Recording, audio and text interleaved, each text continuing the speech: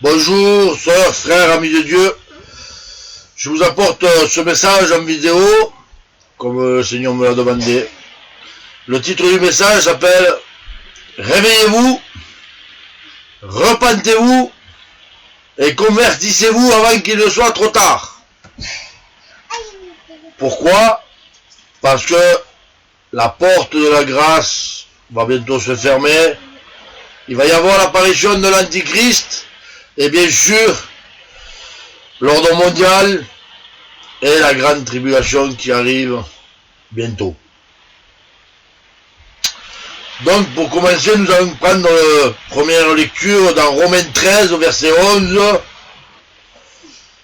Et la parole nous apprend que, comme ceci, d'autant que vous savez en quel temps nous sommes, c'est l'heure de vous réveiller enfin du sommeil, car maintenant le salut est plus près de nous que lorsque nous avions cru. Le Seigneur, nous savons qu'il est sur le point de revenir. Nous savons qu'il est sur le point de venir chercher son église sainte, pure, sans tache, sans ride. Et avant cela, il doit se passer encore beaucoup de choses. Et nous allons le voir tout au long de ce message, que Dieu vous appelle à vous réveiller, à vous repentir et à vous convertir sincèrement d'un cœur sincère avant qu'il ne soit trop tard. Pourquoi je dis trop tard? Parce que nous verrons que bientôt la porte va se fermer, l'omniprésence du Saint-Esprit va se retirer et il te restera 3 choix à faire. Ou faire partie de la moisson, ou faire partie de la vendange, ou alors faire partie des martyrs. Mais nous verrons cela après, vers la fin. Mais pour le moment, nous allons prendre la deuxième lecture qui est dans Luc 19. Luc 19 au verset 42.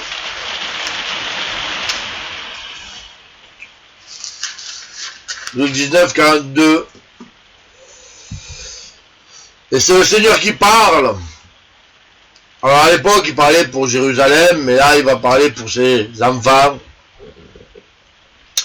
Il est écrit comme ceci. Si tu connaissais toi aussi, en ce jour, ceux qui te donneraient la paix, mais maintenant, c'est caché à tes yeux. Au verset 44, il est dit, ils t'écraseront, toi et tes enfants, au milieu de toi, et ne laisseront pas en toi pierre sur pierre, parce que tu n'as pas connu le temps où tu as été visité. Dieu peut-être t'a visité, et tu t'es pas donné. Mais quand il dit, ils ne laisseront pas pierre sur pierre, ça veut dire, ils ne te laisseront pas de sentiment sur sentiment. Tu es une pierre vivante pour Dieu. Mais si on t'afflige, parce qu'on écrase tes enfants, si on écrase ta femme, c'est affliction sur affliction. Tout dans ton corps va être renversé. Il va falloir que tu résistes. Nous le verrons plus loin. Pour ne pas adorer la bête, pour ne pas mettre la puce qui est la marque de la bête, et bien sûr, pour ne pas te détourner de voie de Dieu. Au verset 46, il est dit, il est écrit, ma maison sera une maison de prière, mais vous en avez fait une caverne de voleurs. Là, il parle pour le temple, mais aujourd'hui, il te parle pour toi. Tu es le temple du Saint-Esprit. Le Père t'a fait un temple, de toi un temple du Saint-Esprit pour que tu sois une maison de prière. Pourquoi tu en as fait une maison de voleurs? Une caverne de voleurs. Pourquoi? Parce que tu as de l'hypocrisie, tu as de l'orgueil, tu as du mensonge, tu as du vol, et ainsi de suite. Et tu transgresses les lois de Dieu, tu transgresses les commandements de Dieu. Et malheureusement pour toi, ta maison qui devait être une maison de prière est devenue une caverne de voleurs. Alors, repens-toi. Nous allons prendre maintenant la prochaine lecture qui est dans Jérémie 8, au verset 4. Et vous allez voir ce que dit le Seigneur à ses enfants. Jérémie 8, verset 4. On va lire jusqu'à 9. Alors il est écrit comme ceci. Et c'est le Seigneur qui parle. Le Seigneur l'Éternel. Dieu le Père l'Éternel, le seul Dieu vivant, le Père d'Abraham, d'Isaac et de Jacob. Celui qui a fondé la terre, la mer et le ciel et tout ce qui s'y trouve. Il est dit comme ceci, tu leur diras, ainsi parle l'Éternel. Est-ce que l'on tombe sans se relever? Ou se détourne-t-on sans se revenir? Pourquoi donc ce peuple de Jérusalem, donc l'église de Christ, est-il rebelle en une perpétuelle inconstance? Il persiste dans la tromperie. Il refuse de revenir. Je suis attentif et à l'écoute, et j'écoute. Il ne parle pas comme il devrait. Aucun ne se repent de sa méchanceté. Et ne dit, qu'ai-je fait? Tous reprennent leur course, comme un cheval qui s'élance au combat. Mais la cigogne dans le ciel reconnaît sa saison. La tourterelle, l'hirondelle et la grue observent le temps de leur arrivée. Mais mon peuple ne connaît pas le droit de l'Éternel. Comment pouvez-vous dire, nous sommes sages, la loi de l'Éternel est avec nous? C'est bien pour la fausseté que s'est mise à l'œuvre la plume fausse des scribes. Les sages sont dans la honte, ils sont terrorisés, ils sont pris. Voici, ils ont méprisé la parole de l'Éternel, et quelle sagesse ont-ils? On voit que là, l'Éternel dit que le peuple n'est que tromperie, n'est que fausseté.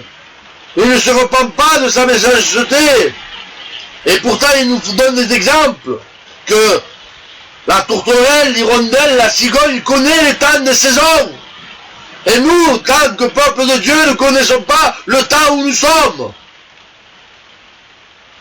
Alors, que dit-il? Il dit que tout cela, c'est pour la fausseté et c'est mis à l'œuvre. Pourquoi? Parce que les scribes, donc les faux serviteurs, seront dans la honte. Les sages aussi. Pourquoi? Parce qu'ils ne sont pas revenus de leur mauvaise voie. Et bien sûr, ils ont méprisé la parole de l'Éternel. La parole disait qu'il fallait se sanctifier. La parole dit qu'il fallait marcher selon la volonté du Père.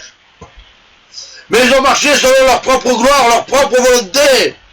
Et ils ont détourné les Écritures pour leur propre iniquité. Ils ont détourné les chrétiens des bonnes voies. Et les ont amenés sur les voies de la fosse. Alors ceux-là seront terrorisés. Et ça arrive. Combien on a vu des églises dire, nous verrons pas de guerre, nous verrons pas la puce, nous verrons pas la marque de la bête, nous verrons pas l'antichrist. Parce qu'il parle d'un enlèvement invisible qui n'existe pas. Pour amener le peuple de Dieu dans l'église, pour qu'il puisse donner des dîmes et des offrandes, pour qu'il puisse s'enrichir. Et le problème, c'est qu'ils ont séduit par des faux discours et des fables. Et le peuple s'est laissé séduire. Et quand on leur dit la vérité, c'est de suite, tu es satanique, tu es un gourou, tu es diabolique, pourquoi tu me juges? Mais la parole ne m'apprend-elle pas que nous pouvons juger ceux du dedans, et ceux de dehors, c'est Dieu qui les jugeront? Que la parole ne m'apprend-elle pas que je peux reprendre un frère que je vois pécher? La parole ne m'apprend-elle pas qu'il faut respecter les 10 commandements de Dieu et être en conformité avec la volonté de l'Éternel? Comment peux-tu dire que je te juge si je te parle de la vérité de la parole?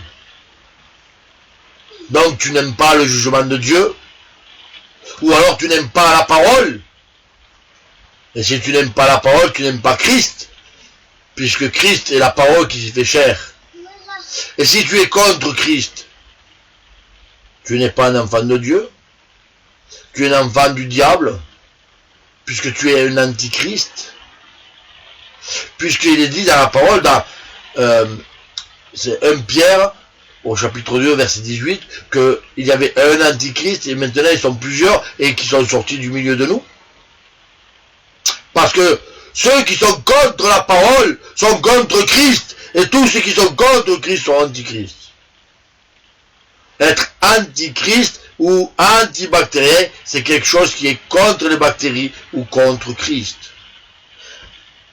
Donc si tu n'es pas d'accord avec ce que je te dis de la parole, qui est la vérité, c'est que tu as un problème. Pas avec moi, loin de là. Moi je te juge pas, je te reprends. Gloire à Dieu pour cela. Mais tu as un problème avec Christ, avec la parole de Dieu. Et si tu as un problème avec la parole de Dieu, tu es contre lui. Si tu es contre lui, tu es un antichrist. Il ne faut pas oublier, frères et sœurs, que dans le monde, il n'y a que deux sortes d'enfants. Il y a l'enfant de Dieu, qui marche selon la volonté de Dieu, qui se conforme à la parole et au commandement de Dieu. Et il y a ceux qui marchent selon le monde, qui marchent pour le Dieu de ce monde qui les a aveuglés, qui est Satan. Donc, ou tu es enfant de Dieu, ou tu es enfant de Satan. Enfant de la lumière, ou enfant des ténèbres. Ce monde appartient à la puissance des airs qui est Satan. Et la parole m'apprend que le Dieu de ce monde a aveuglé les gens. Alors si tu es aveuglé, que tu marches selon ce monde, tu es enfant de Satan, tu es enfant de ténèbres, et non de lumière. Puisqu'il est écrit que maintenant que nous sommes devenus des enfants de lumière, marchons comme des enfants de lumière. Il n'est pas dit qu'il fallait marcher selon le monde. Ou alors, tu fais la parole menteuse. On continue au verset 12 maintenant.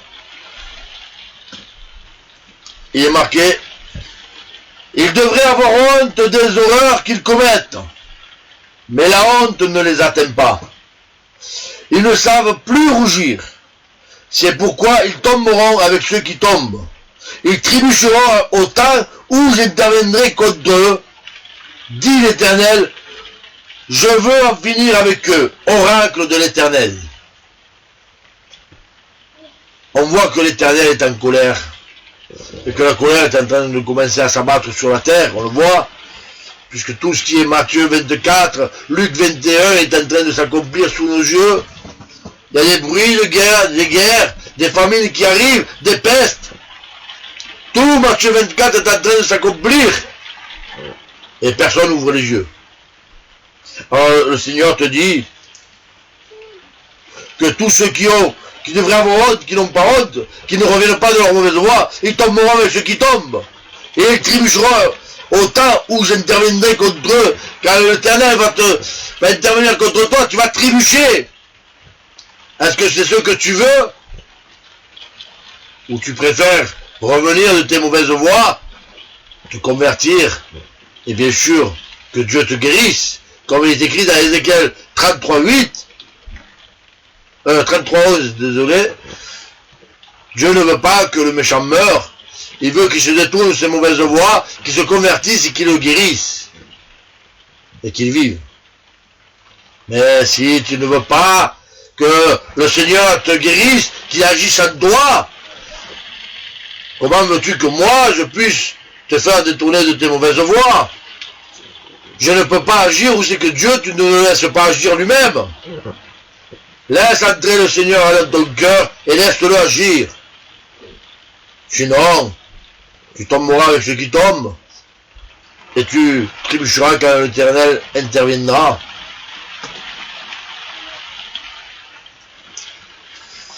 Maintenant, on va prendre Ecclésiaste 3.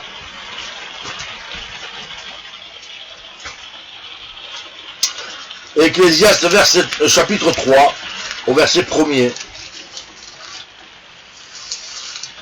Alors il est dit comme ceci, Ecclésiaste 3.1, il y a un moment pour tout, un temps pour toutes choses sous le ciel, un temps pour enfanter et un temps pour mourir, un temps pour planter et un temps pour arracher le plan, un temps pour tuer et un temps pour guérir, un temps pour démolir et un temps pour bâtir, un temps pour pleurer et un temps pour rire, un temps pour se lamenter et un temps pour danser, un temps pour jeter des pierres et un temps pour ramasser des pierres, un temps pour éteindre et un temps pour s'éloigner de l'étreinte, un temps pour chercher et un temps pour perdre, un temps pour garder et un temps pour jeter, un temps pour déchirer et un temps pour recoudre, un temps pour se taire et un temps pour parler, un temps pour aimer et un temps pour haïr, un temps de guerre et un temps de paix. On voit qu'il y a un temps pour chaque chose. Et on voit un temps qui est sous le soleil, malheureusement, nous sommes que vanité dit vanité. Vanité de vanité, dit l'Ecclésiaste.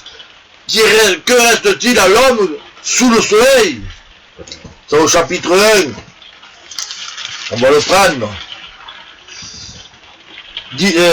Vanité de vanité, dit l'Ecclésiaste. Vanité de vanité, toute vanité. Que reste-t-il à l'homme de toute la peine qu'il se donne sous le soleil? On voit bien que l'homme, quand il va partir de cette terre, il ne pourra rien prendre. Mais toute sa vie, il y a un temps pour chaque chose. Et nous sommes dans le temps de la fin, nous sommes dans le temps de se repentir, nous sommes dans le temps de se convertir, et nous sommes dans le temps de se donner à Dieu, et de marcher selon sa volonté.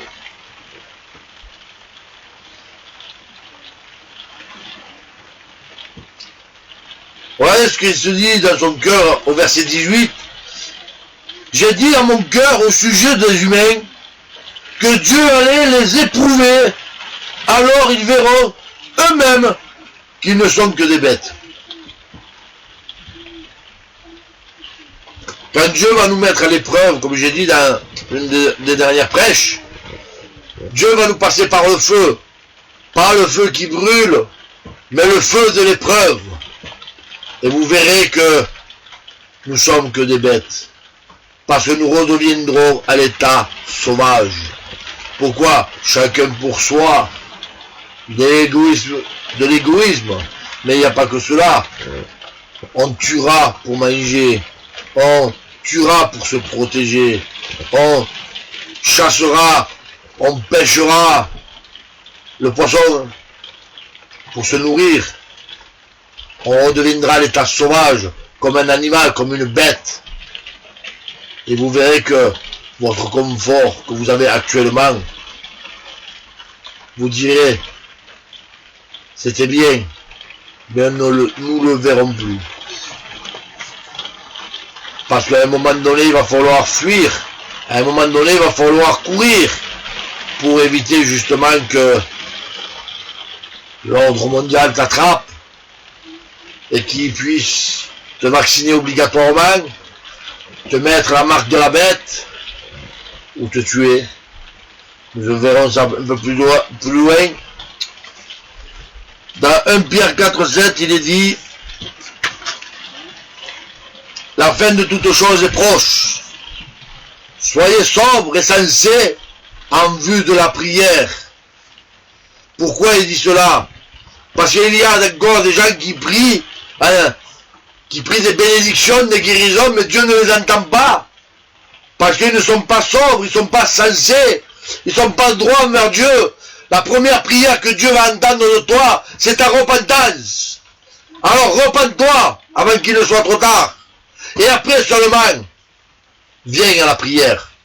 Mais il faut se repentir premièrement. Des mauvaises voies que tu as empruntées jusqu'à maintenant.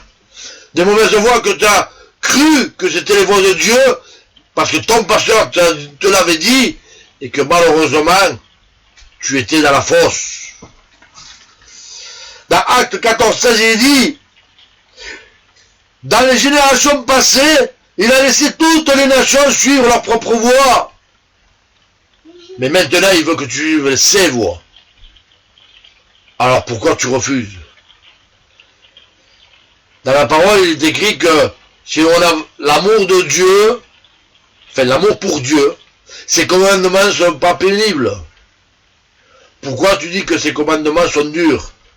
Parce que tu n'as pas l'amour que tu prétends pour Dieu. Tu dis aimer Dieu, tu dis adorer Dieu, mais tu l'as le nord du bout des lèvres, mais ton cœur n'est pas avec Dieu. Il est dans le monde. Sinon, ces commandements ne seraient pas pénibles. Tu les accomplirais sans problème. Seulement, quand on te dit, il faut faire le 4e commandement, le Shabbat. Ah, c'est dur, hein, le samedi, faire le Shabbat. On ne peut pas aller travailler, on ne peut pas faire les courses. Il faut se reposer, c'est dur, hein. Pas bouger de la maison, rien faire. Si je veux aller faire une affaire le samedi, aller voir je sais pas moi, acheter une voiture ou autre, je peux pas. Alors ça te contrarie dans ton cœur.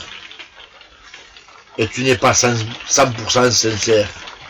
Celui qui fait vraiment la volonté du Seigneur,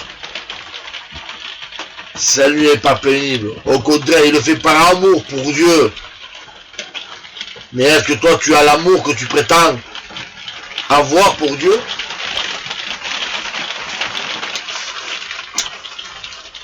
Dans Marc 1, verset 15, il dit, le temps est accompli, le royaume de Dieu est proche, repentez-vous. Pourquoi? Parce que nous sommes dans les temps de la fin, et que là maintenant nous allons voir ce qui va se passer, et que le royaume des cieux est très proche. Plus proche que lorsque nous avons cru, et plus proche que ce qu'on pense. Mais, si tu ne te repens pas premièrement, Dieu ne t'entendra pas. C'est pour ça que le titre, c'est réveillez-vous. Ouvre les yeux. Ouvre les yeux que tes mouvements, tes pasteurs qui t'ont dit qu'il y aura un enlèvement invisible, t'ont menti. Ouvre les yeux. Lis la parole, c'est écrit dedans. Convertis-toi sincèrement. Et avant de se convertir, repens-toi. Que dit Pierre dans Acte 2, verset 38? Repentez-vous et convertissez-vous et soyez tous baptisés du nom de Jésus-Christ et recevez le don du Saint-Esprit pour que vos péchés soient effacés. Comment tu veux marcher selon Dieu si tu n'es pas repenti, si tu t'es pas converti à 100%, et si tu n'as pas obtenu le pardon de tes péchés? Tu veux recevoir le Saint-Esprit? Combien il y en a qui me disent j'aimerais recevoir le Saint-Esprit? Repens-toi premièrement et convertis-toi 100%. Et tu verras que quand tu demanderas le Saint-Esprit, tu le recevras.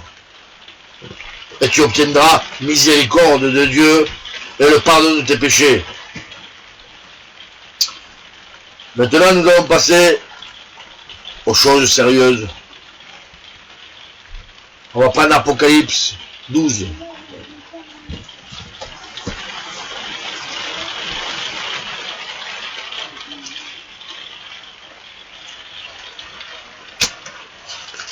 Apocalypse 12.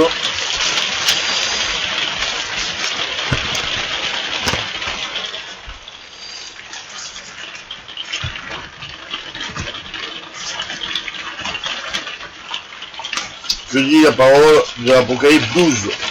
Ça part du dragon ancien et de la femme qui est l'Église. On va prendre le verset 6. Comme j'ai expliqué la dernière fois, et que j'ai dit au début, il y a 3 solutions pour être sauvé. La meilleure, c'est la première. La deuxième, c'est la moins bonne. Et la troisième, c'est la plus critique. La première, c'est être dans le lieu refuge, comme on va le voir, et faire partie de la moisson. Donc dans Apocalypse 12, 6, il est dit, la femme s'enfuit au désert où elle avait un lieu préparé par Dieu afin d'y être nourrie pendant 1260 jours. 1260 jours équivaut à 3 ans et demi, le temps de la grande tribulation. Et bien sûr, pendant ces 1260 jours, il n'y aura que les vrais, ceux qui ont reçu le sceau de Dieu, qui sont scellés par le sceau de Dieu, mais pas que, ceux qui marchent selon la volonté du Père et qui persévèrent selon la parole. Pas ceux qui clochent d'un côté et de l'autre, comme je l'ai rappelé il y a quelques prêches en arrière. Jusqu'à quand clocherez-vous des deux côtés? On ne peut pas servir Dieu et Mammon. On ne peut pas servir de maître. Alors ceux qui serviront de maître, le jour où l'Église partira dans le lieu refuge, qui est le rassemblement des élus, que vous pourrez lire dans Matthieu 24, verset 31, parce que Jésus enverra ses anges pour rassembler ses élus, dans un seul lieu, où qui seront protégés, nourris par Dieu lui-même. À ce moment-là, les faux, ceux qui clochent des deux côtés, resteront dans le monde. Et nous allons voir maintenant combien de temps ils devraient tenir, parce que eux ne tiendront pas 1262 jours. Daniel 12 au verset 12 et 13. Heureux celui qui atteindra et qui arrivera jusqu'à 1335 jours. Et toi marche jusqu'à la fin, tu te reposeras et tu te lèveras pour ton héritage à la fin des jours. Pourquoi Daniel parle de 1335 jours? Or que la grande tribulation dure 1260 jours. Parce que ceux qui resteront dans le monde subiront la grande tribulation et la colère de Dieu. Les 7 coupes de Dieu, de la colère de Dieu, qui font 1335 jours. Mais avant cela, ils vont encore souffrir. Puisqu'on peut prendre Apocalypse 12 au verset 17. Pour tous ceux qui resteront dans le monde, qui ne seront pas pris parce qu'ils clochent d'un côté et de l'autre, le dragon fut irrité contre la femme. Donc le dragon Satan fut irrité contre l'Église. Et il s'en alla faire la guerre au reste de sa descendance. Donc au reste des faux chrétiens, des faux serviteurs qui marchaient des deux côtés. Pourquoi? Parce que ceux qui gardent les commandements de Dieu et qui retiennent le témoignage de Jésus-Christ, c'est ceux qui ne sont pas en conformité avec les commandements de Dieu et qui ne témoignent pas de Jésus-Christ, mais qui témoignent, ils reflètent le monde, ils ne reflètent pas Christ. Celui qui marche selon la volonté du Père reflète Christ. Donc il est témoin de Christ, comme le dit la parole dans Acte 1, verset 8. Vous serez mes témoins à Jérusalem, à Samarie, jusqu'aux extrémités de la terre. Mais celui qui marche selon le monde, il témoigne quoi? Il ne témoigne pas qu'il est chrétien, il témoigne qu'il est du monde. Le témoignage était très important ici. Si tu marches selon la volonté du Père, automatiquement tu vas témoigner du Père. Pourquoi? Parce que on trouvera quelque chose de différent chez toi. Paul et Barnabas, quand ils sont arrivés à Antioche, on les appelait chrétiens, qui veut dire petit Christ, parce qu'ils reflétaient Christ, ils étaient différents. Est-ce que toi, quand tu marches dans la rue, les gens disent, il est différent? Ou ils te disent, tu es habillé comme un païen, tu parles comme un païen, tu agis comme un païen, tu n'es pas un chrétien, tu es un païen. On te voit dans les fêtes mondaines, on te voit dans les fêtes de mariage avec la musique païenne, on te voit au restaurant à boire du vin et de l'alcool, à manger avec les païens, entouré de péchés, parce que ce que tu as dedans, ce que tu vois, si c'est des péchés, tu pêches. Parce que tu ne te gardes pas de péché et de voir et d'entendre des péchés. Premièrement, avant de faire pécher, il faut se garder. C'est à toi de savoir où c'est que tu dois aller et pas aller. Comme j'ai dit, c'est pas interdit d'aller au McDo. Va au drive, tu manges chez toi, tu n'entends pas, tu vas pas de péché. Mais si tu vas dedans, il n'y a que des païens. Il y a des filles en jupe courte, en décolleté, et ça parle mal de la bouche. Tu entends des mauvaises choses, tu vois des mauvaises choses, et tu te dis pas pécher. Que dit la parole? Si tu te dis que tu pêches pas, tu te fais menteur. Celui qui dit qu'il ne pêche pas, il est menteur. Tout homme pêche, tout homme est imparfait. Mais le proverbe te dit de te garder du péché. Ça peut arriver de glisser, ça peut arriver de pécher malencontreusement, comme je l'ai déjà expliqué. Mais le Saint-Esprit te reprend, tu te repens. Mais là, tu vas dans un endroit où c'est que tu sais que tu vas voir des choses sales et entendre des choses sales. Tu pêches volontairement.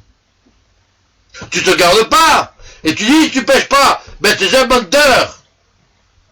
Parce que tu sais que tu pêches, mais tu fais croire que tu pêches pas. Vous savez, il n'y a pas plus grand menteur que celui qui se ment lui-même. Parce que celui qui se ment lui-même, il se séduit lui-même. Et celui qui se ment fait voir une image de lui qui est différente de ce qu'il est à l'intérieur. Et le problème, il est là. Le problème des chrétiens qu'il y a aujourd'hui, dans les églises ou dans le monde, il faut voir que tout va bien, que c'est des bons chrétiens, mais à l'intérieur, comme le dit le Seigneur dans Matthieu, je ne me rappelle plus quel que c'est, mais race de vipère, vous paraissez beau au dehors, mais à l'intérieur, c'est des tombes pleines d'ossements. Pourquoi? Parce que vous êtes pourris de l'intérieur. Vous êtes dans le monde de l'intérieur. Et c'est pour ça que le Seigneur leur dit, au lieu de nettoyer l'extérieur de la coupe, nettoie premièrement l'intérieur, et l'extérieur se nettoiera automatiquement. On ne peut pas dire marcher avec Dieu, et avoir le cœur dans le monde, et être pourri aussi pourri que ce monde. Est-ce que tu vois ce qui se passe dans ce monde? Est-ce que tu vois ce que je partage? Est-ce que tu crois encore toutes ces religions, tous ces mouvements qui t'amènent dans la fosse? On ne te demande pas d'avoir une religion, on te demande d'avoir une relation. La relation avec Dieu n'est pas une religion. La relation avec Dieu, c'est lui qui t'instruit, qui te guide et qui a les regards sur toi et qui te montre les voies que tu dois suivre. Psaume 32, 8. Et il y a un autre verset qui dit « Instruisez-vous par le Saint-Esprit ». Je ne sais plus où c'est, mais je sais que c'est écrit. Vous le chercherez. Il est écrit que vous devez vous instruire par le Saint-Esprit. Car celui qui n'écoute pas le Saint-Esprit, comment tu veux que le Saint-Esprit te conduise sur les bonnes voies? C'est lui qui te convainc de péché, de justice et de jugement. Mais si tu ne le laisses pas agir en toi, et que ta chair agit à sa place, c'est plus le Saint-Esprit qui agit, c'est ta chair. Et ta chair te conduira toujours sur les voies contraires à l'Esprit. On va prendre Apocalypse 14 maintenant.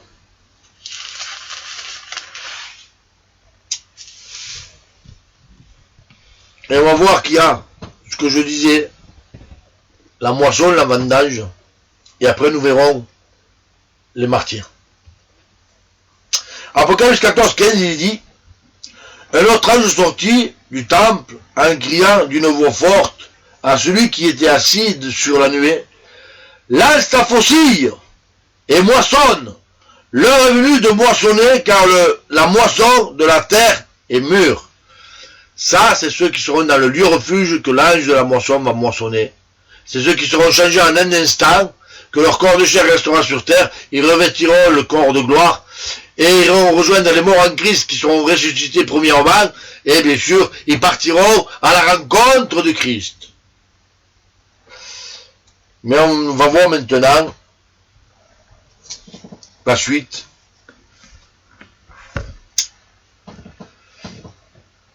Un autre ange sortit, au verset 17, un autre ange sortit du temple, qui est dans le ciel, il avait lui aussi une faucille tranchante. Un autre ange qui avait pouvoir sur le feu sortit de l'autel, et s'adressa à la voix forte, d'une voix forte à celui qui avait la faucille tranchante, en disant, lance ta faucille tranchante, et vendange les grappes de la vigne de la terre, car ses raisins sont mûrs. L'ange jeta sa faucille sur la terre. Il vendangea la vigne de la terre et jeta la vendange dans la grande cuve de la fureur de Dieu. Et la cuve fut foulée hors de la ville, et du sang sortit de la cuve jusqu'aux morts des chevaux sur l'étendue de 1600 stades. On voit bien que le premier jette sa faucille, moissonne. On revête le corps de gloire, on va à la rencontre de Christ, il n'y a pas de souci. Par contre, le deuxième, c'est après les 1335 jours, il jettera la faucille pour vendanger ceux qui n'ont pas été séduits par la bête, ceux qui n'ont pas adoré la bête, ceux qui n'ont pas mis la marque, et ainsi de suite. Et on voit qu'ils seront jetés dans la cuve de la fureur de Dieu, et foulés par Dieu. On voit bien que entre la moisson, qui eux sont changés en un instant, c'est pour ça que Paul dit, je vous donne un mystère, tous ne mouriront pas. Parce que ceux qui seront dans la moisson ne mouriront pas, ils seront changés en un instant. Mais par contre, ceux qui resteront dans le monde et qui devront subir 1335 jours sont foulés par les pieds de Dieu, par Dieu lui-même, et vont mourir. Puisqu'il parle de sang jusqu'aux morts. Les morts des chevaux, c'est ce qu'on met dans la gueule des chevaux pour les diriger sur donc une hauteur, vous voyez la hauteur de museau de cheval, sur une étendue de 1600 stades. Ça fait à peu près 1600 stades, ça fait à peu près 10 km de long. Ça en fait. Tout ça parce que il clochait des deux côtés. Et maintenant on va prendre le chapitre 7, non, le chapitre 6, pardon, Apocalypse chapitre 6, et au verset 9. Et nous allons voir ceux qui vont mourir en martyrs. Comme je vous l'ai dit, il y a trois sortes de choses pour être sauvé. Ou tu marches selon la volonté du Père en appliquant les 10 commandements et en étant en conformité à la parole. Tu fais partie de la femme de l'église qui va au lieu refuge et tu seras moissonné. Ou tu fais partie des gens qui clochent des deux côtés, un pied avec Dieu, un pied avec le monde. Et tu seras vendangé au bout de 1335 jours et foulé par les pieds de Dieu dans la cuve de la fureur de Dieu. Ou alors, si tu es attrapé et que tu refuses d'adorer la bête, si tu refuses la marque de la bête, tu refuses tout cela, tu vas mourir en martyr. Donc, on va voir Apocalypse 6, verset 9. Quand il ouvrit le 5e sceau, je vis sous l'autel des âmes de ceux qui avaient été égorgés à cause de la parole de Dieu et du témoignage rendu.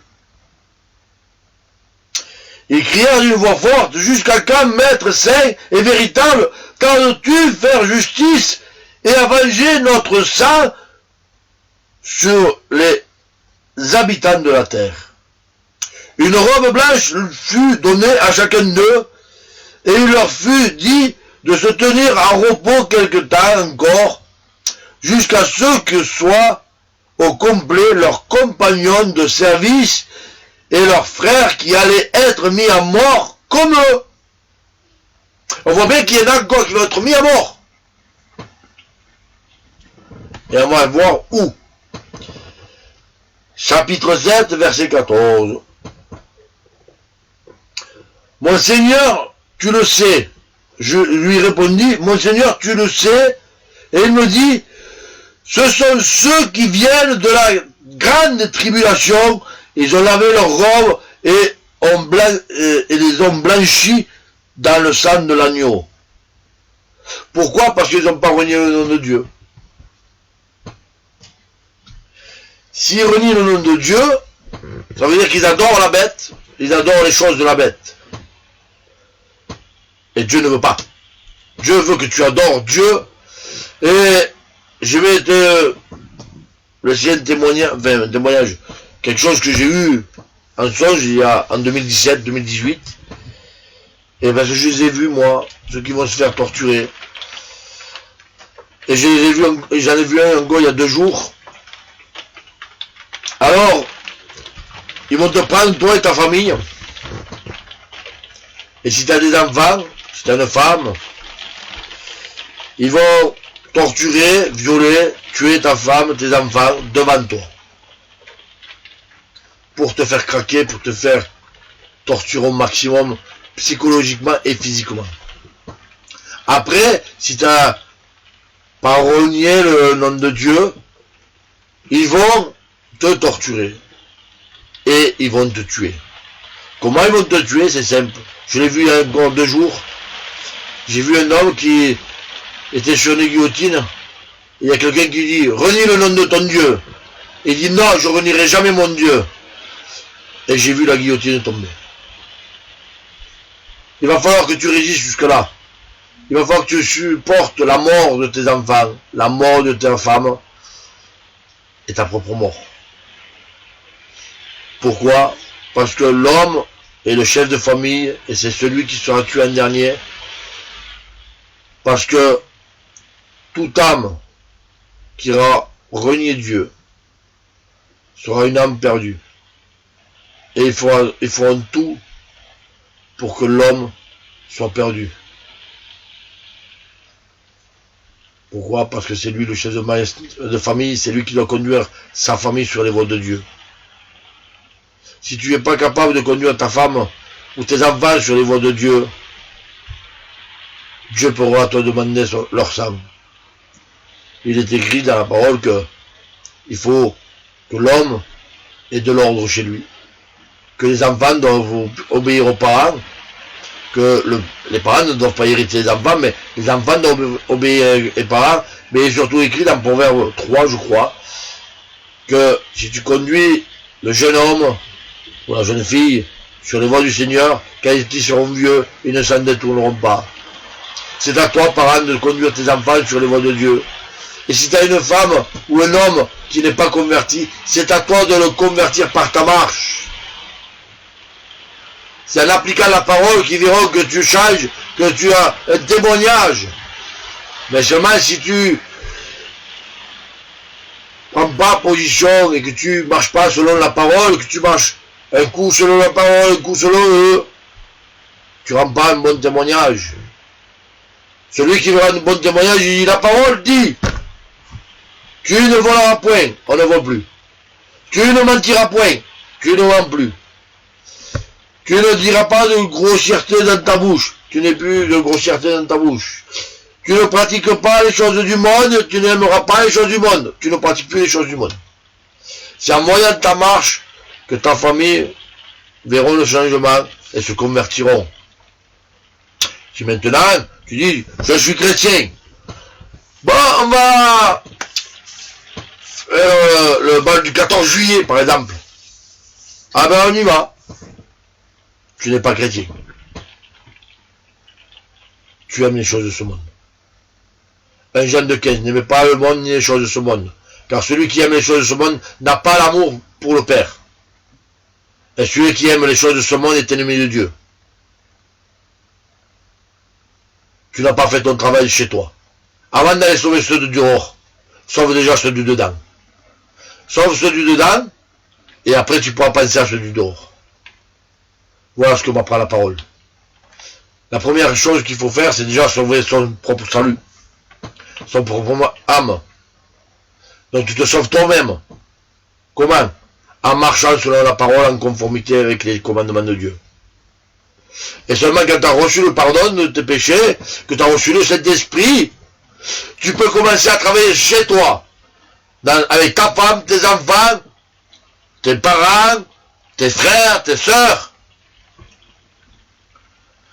Et après seulement, pense à ceux du dehors.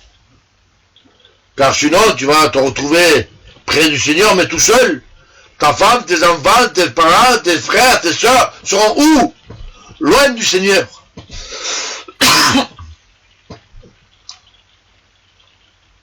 Donc c'est une forme d'égoïsme.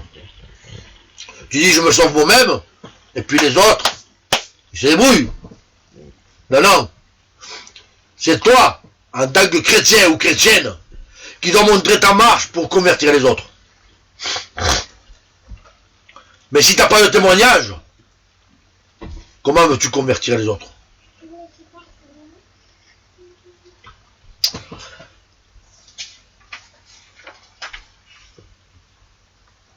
On va prendre 1 Thessaloniciens maintenant, chapitre 4. J'ai déjà prêché, mais je vais y revenir dessus. 1 Thessaloniciens chapitre 4, verset 15.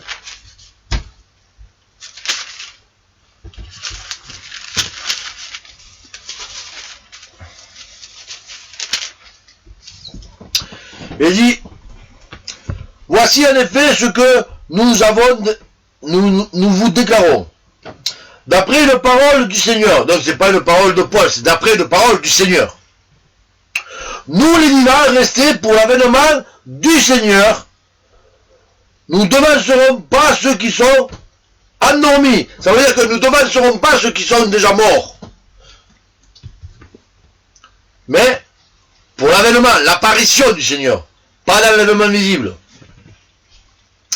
Car le Seigneur lui-même a un signal donné à la voix de l'archange, au son de la trompette de Dieu. Alors dans l'Apocalypse, il y a 7 trompettes, mais ce n'est pas ces trompettes, parce que ça c'est les trompettes d'ange.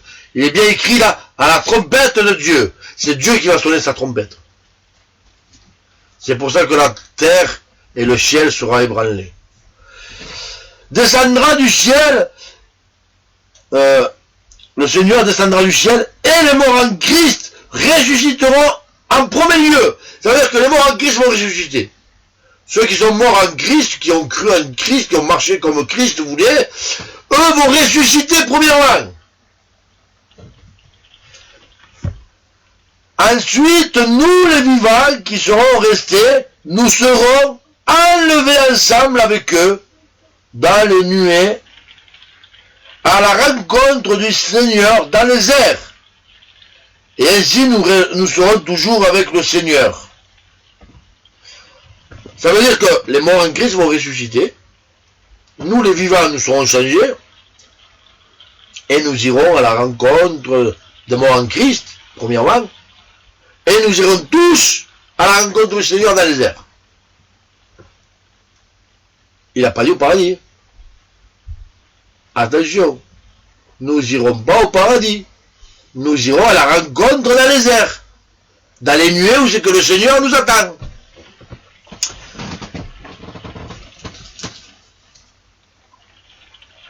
Et ceci va apparaître quand? Va arriver quand?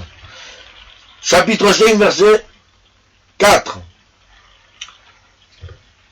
Mais vous, frères, vous n'êtes pas dans les ténèbres, pour que ce jour vous surprenne comme un voleur.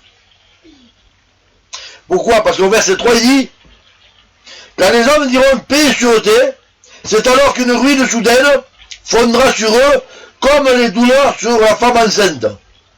Et ils n'échapperont point. Là, nous voyons des guerres, des bruits de guerre, des famines, des pestes qui arrivent. Ceux-ci sont arrivés, c'est le commencement des douleurs. Mais quand l'Antéchrist va apparaître, il va trouver des solutions pour tous. Pour tout cela. Et là, il y aura paix et sûreté dans tout le monde entier, puisqu'il sera le chef de l'ordre mondial. Mais la grande tribulation ce sera quand ils s'apercevront de la supercherie. Donc, on continue. Vous êtes tous fils de la lumière et fils du jour. Nous ne sommes pas fils de la nuit ni des ténèbres. Nous ne dormons donc pas comme les autres, mais veillons et soyons sobres. Ceux qui dorment, dorment la nuit, et ceux qui s'enivrent la nuit. Mais nous qui sommes du jour, soyons sobres, revêtons la cuirasse de la foi et de l'amour, ainsi que le casque de l'espérance du salut, car Dieu ne nous a pas destinés à la colère, mais à la possession du salut par notre Seigneur Jésus-Christ, qui est mort pour nous afin que soit que nous veillions, soit que nous dormions, nous vivions ensemble avec lui. Ainsi donc, exhortez-vous mutuellement et édifiez-vous les uns les autres, comme vous le faites déjà. Il est bon de s'exorcer chacun. Mais le problème, celui qui t'exorce, est-ce qu'il est dans la vérité? Parce que si c'est pour t'exorcer comme tous ces religions et tous ces mouvements qui te conduisent à la force, n'exhorte pas. Exhorte avec la parole, toujours. Si la parole dit blanc, tu dis blanc. Ne dis pas noir comme disent ces mouvements. On vient de le voir. Le jour de l'avènement, de l'apparition, parce que dans le texte original, c'est aparousia, qui veut dire apparaître. Il n'y a pas écrit enlèvement invisible. Quand le Christ apparaîtra, et nous allons voir que maintenant, il ne va pas apparaître 50 fois, il va apparaître qu'une seule fois. 2 Thessaloniciens, chapitre 2, verset 3. Que personne ne vous séduise d'aucune manière, car il faut qu'auparavant l'apostasie soit arrivée. Elle est déjà arrivée. L'apostasie, c'est la perte de la foi. Et qui se révèle, que se révèle l'homme impie, le fils de la perdition. Donc, si l'apostasie est déjà arrivée, il y en a beaucoup qui ont perdu la foi, il reste quoi? La révélation du fils de la perdition. L'homme impie. L'adversaire qui s'élève au-dessus de tout et que l'on appelle Dieu et qu'on adore et qui va jusqu'à s'asseoir dans le temple de Dieu et se fait passer lui-même pour Dieu. Ne vous souvenez-vous pas que je vous le disais cela lorsque j'étais encore auprès de vous? Et maintenant vous savez bien que ce qui le retient, pour qu'il ne se révèle qu'en son temps, car déjà le ministère de l'iniquité est à l'œuvre. Il faut seulement que celui qui le retienne encore ait disparu. Qu'est-ce qui le retient? C'est pas l'Église. Je veux vous le dire, l'Église ne retiendrait pas une fourmi. L'Église n'a aucune puissance aujourd'hui, pourquoi? Parce qu'elle est divisée. Elle n'est pas unifiée. Chacun se tire dans les jambes des autres. Moi, je suis de Vie Lumière, je suis plus droit que les ADD. Les ADD, je suis plus droit que Vie Porte Ouverte, et ainsi de suite. Chacun est meilleur que l'autre. Vous êtes tous divisés. Vous n'êtes pas des enfants de Dieu, vous êtes des enfants du diable. Moi, je vous le dis. Un enfant de Dieu est uni avec un autre enfant de Dieu. Que tu sois de Vie Lumière, que tu sois des ADD, que tu sois de Porte Ouverte, ou que tu sois de Vie Nouvelle, avant tout, celui qui a reçu le Saint-Esprit est enfant de Dieu. Comme on a vu, nous sommes enfants de lumière, pas de ténèbres. Alors vivons comme des enfants de lumière, et pas de ténèbres. Ce sont les ténèbres qui doivent être divisées. Ce sont les ténèbres qui divisent. Nous sommes enfants de Dieu, nous devrons unir et s'unir les uns les autres. Un seul corps, un seul Dieu, un seul Seigneur, un seul Esprit. Pourquoi vous dites, on a plusieurs mouvements? Est-ce que les apôtres disaient, on est plusieurs, donc on a plusieurs mouvements? Que dit Paul? Je suis d'Apollos, je suis de Paul. Non, non. Nous les serviteurs, On sème, on arrose, et c'est Dieu qui fait grandir, qui fait croître. Toi, tu n'es qu'un instrument. Reste à ta place.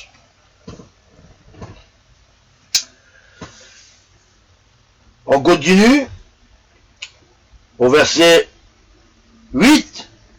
Alors se révélera l'impie que le Seigneur, Jésus, détruira par son souffle de sa bouche et qu'il écrasera par l'éclat de son avènement. Ça veut dire que quand le Seigneur va apparaître, il va écraser l'antichrist par l'éclat de son avènement et le soufflera dans sa bouche. Donc s'il vient chercher son église avant, ça lui sert à quoi de réapparaître une deuxième fois? Est-ce que la parole dit qu'il va apparaître 2, 3, 4 fois, 5 fois? Non, une fois. Pourquoi? Parce que là nous voyons qu'il y a la guerre, les bruits de guerre, la famine et la peste, et voilà pourquoi. L'avènement de l'impie se produira par la puissance de Satan avec toutes sortes de miracles, de signes et de prodiges mensongers. Pourquoi? Parce que le problème, c'est que à l'heure actuelle, il ne peut pas se révéler. Pourquoi? Parce qu'il y a encore le Saint-Esprit.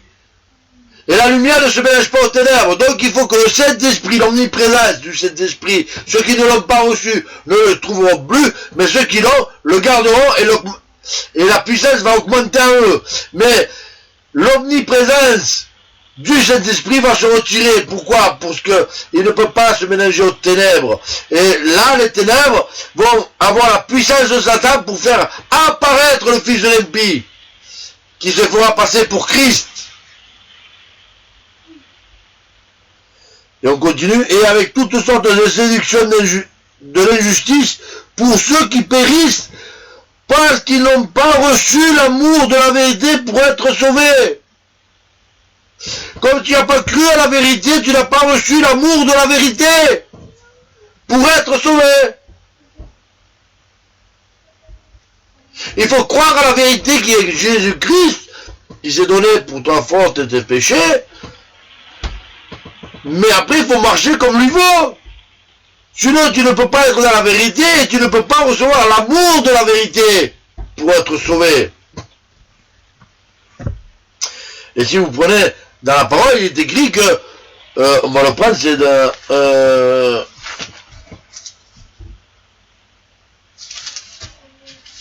1 Pierre ou 2 Pierre, je crois que c'est.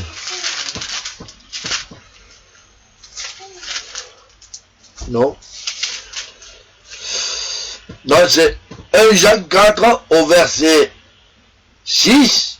Il dit, nous sommes de Dieu, celui qui connaît Dieu nous écoute. Celui qui n'est pas de Dieu ne nous écoute pas. C'est par là que nous reconnaissons l'esprit de la vérité et l'esprit de l'erreur. Si tu n'as pas reçu l'amour de la vérité pour être sauvé, donc tu as reçu l'esprit de l'erreur, parce que tu n'as pas reçu l'esprit de vérité qui te conduit dans la vérité. Et bien sûr, malheureusement pour toi, quand Christ apparaîtra, tu auras une ruine soudaine, parce que tu auras cru que l'antéchrist était Christ, mais n'était pas Christ.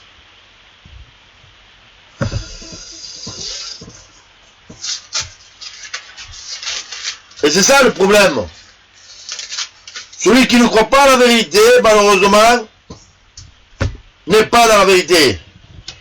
Et celui qui marche selon le monde, on va le voir maintenant, Apocalypse 3,16, il est tiède. Ainsi, parce que tu es tiède, et que tu dis ni froid ni bouillant, je te vomirai dans ma bouche, Dieu te rejettera. Parce que tu te dis de Dieu et tu marches dans le monde. Tu te dis, eh bien Dieu, tu aimes le monde. Dieu te vomira de sa bouche. Tu es tiède, reprends-toi. Et on va le voir au verset 19. Moi je reprends, je corrige tout ce que j'aime.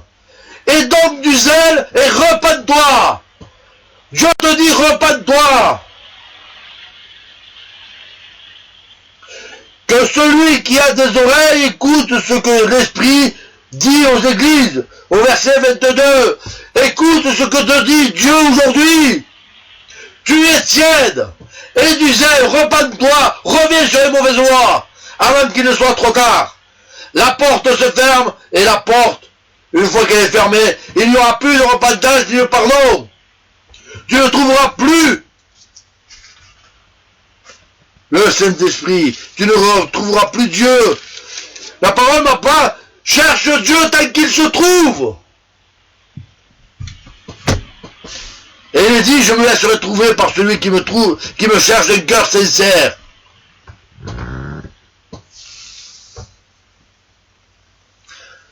La dernière lecture, c'est Apocalypse 22, au verset 12. Voici, je viens bientôt, et j'apporte avec moi ma rétribution, pour rendre à chacun selon son œuvre. Au verset 13, il est dit, verset 14, pardon, il est dit, heureux ceux qui lavent leurs robes, afin d'avoir droit à l'arbre de vie et d'entrer par les portes de la ville. Mais pour ceux qui sont tièdes et qui clochent des deux côtés, dehors les chiens, les magiciens, les débauchés, les meurtriers, les idolâtres, et quiconque aime et pratique le mensonge. Parce que si tu dis que tu aimes Dieu et que tu pratiques les choses du monde, tu es un menteur. Tu es ennemi de Dieu, tu n'es pas enfant de Dieu, tu es enfant du monde. Tu te mens toi-même et tu mens aux autres. Et comme je l'ai dit tout à l'heure, il n'y a pas plus grand mensonge que celui qui se ment soi-même. Et il n'y a pas plus grand menteur non plus. Parce que tu te séduis toi-même par des fables et des raisonnements insensés. Oh, Dieu est bon, il me pardonnera que j'aille au restaurant, que Dieu est bon, qu'il me pardonnera que j'aille voir la nudité sur les plages. Et moi je te dis que Dieu te punira. Et il a écrit, dehors les chiens, les magiciens, les débauchés, les meurtriers, les idolâtres et quiconque pratique le mensonge. Tu veux rentrer au royaume des cieux, marche selon la parole de Dieu, les commandements de Dieu, et fais sa volonté. Sinon, je te le dis, tu n'y rentreras pas. Rien d'impur ne rentrera au royaume des cieux. Le Seigneur a dit, je viens chercher l'église sainte, sans tache, sans ride, pure, pas souillée, avec des taches, des souillures. Ça, c'est pour Satan, pour les temps de feu, pas pour le royaume des cieux. Alors ça, frères amis de Dieu, que dire de plus? Réveillez-vous. Vos mouvements vous trompent. Ils vous conduisent à la fosse. Alors repentez-vous. Revenez de vos mauvaises voies. Convertissez-vous d'un cœur sincère. Avant que la porte de la grâce soit fermée. Et je peux vous certifier que ça ne va pas tarder. Alors on va me dire, oui mais tu l'as déjà dit il y a 1 an, il y a 2 ans. Oui, mais Dieu avertit. Ne savez-vous pas que Jésus n'est pas en retard sur l'accomplissement de sa promesse, mais que nous vivions sur sa patience, parce qu'il veut que tous reviennent à la repentance. Je peux vous le lire, hein. Si je me rappelle, si je ne me rappelle plus, je crois que c'est dans Éphésiens, je crois.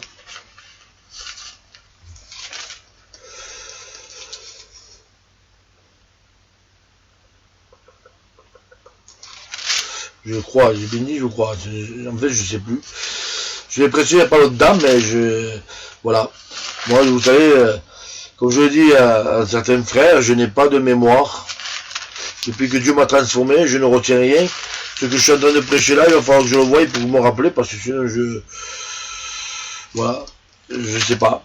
Donc, je sais que c'est écrit comme cela, qu'il n'est pas en retard sur la promesse qu'il a faite, mais qu'on vit sur sa patience, parce que il veut que tous viennent à la repentance.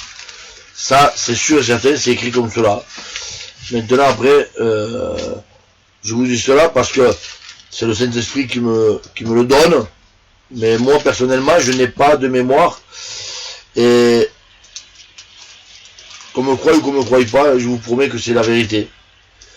Je suis pas là pour mentir, je suis là pour dire la vérité, et je n'ai aucune mémoire. J'irai le frère là, et vous le direz. Ça y est, je l'ai, c'est 2 Pierre 3, verset 9.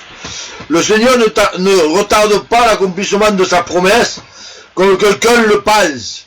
Il use de patience envers vous, il ne veut pas qu'aucun ne périsse, mais il veut que tous arrivent à la repentance. Le jour du Seigneur viendra comme un voleur. En ce jour-là, les cieux passeront avec fracas, les éléments embrasés se dissoudront, et la terre, avec les œuvres qu'elle renferme, sera consumée. Il est dit dans la parole qu'il viendra la nuit comme un voleur. Ça ne veut pas dire qu'il viendra quand il fera noir. Non, il peut faire jour quand il viendra. Mais là, quand il parle de nuit, ce sont pendant que les ténèbres sont là. Et il surgira comme un voleur, il ne préviendra pas. Et ce jour-là, une ruine soudaine fondra sur tous les habitants qui ont cru à la fausseté de l'Antéchrist. Voilà, sœurs, frères, amis de Dieu, que dire de plus? Je pense que le message est clair. Réveillez-vous, repentez-vous, convertissez-vous sincèrement, avant qu'il ne soit trop tard, car bientôt, il y aura des pleurs et des graissements sur cette terre, et je ne vous souhaite pas d'être parmi ceux qui vont pleurer. Que Dieu vous bénisse. Merci au Seigneur de m'avoir permis d'apporter ce message. Il m'a dit de l'apporter en vidéo, et je pense savoir pourquoi, mais Dieu seul sait pourquoi et comment. Partagez-le, il est très important que tout le monde l'entende, et que Dieu vous bénisse, et à bientôt pour un nouveau message. Que Dieu vous bénisse.